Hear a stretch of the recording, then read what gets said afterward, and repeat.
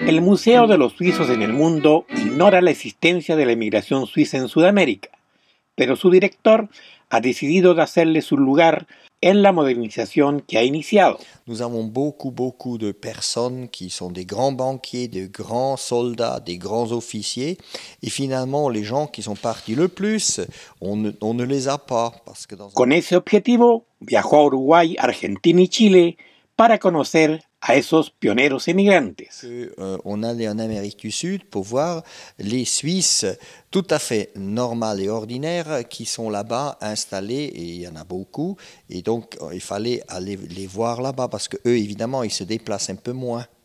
Nos entrega sus impresiones de su viaje y nos habla de algunos de sus futuros proyectos.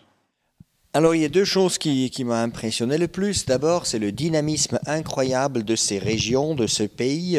Ces Suisses installés quelquefois en 5e, 6e, 7e génération continuent à dire « mais nous sommes de descendants suisses ».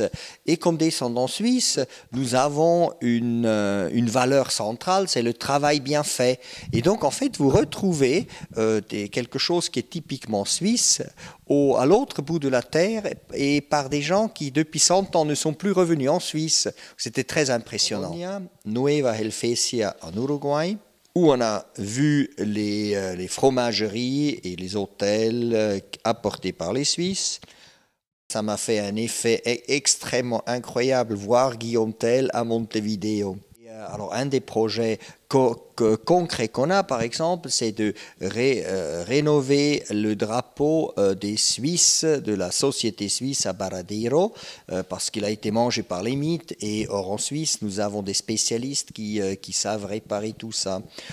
Chile, pour aller voir les Suisses qui sont installés là-bas au pays des Mapuches, en faisant un petit détour chez un vigneron qui vit à 600 km au sud de Santiago, s'appelle Ruedi.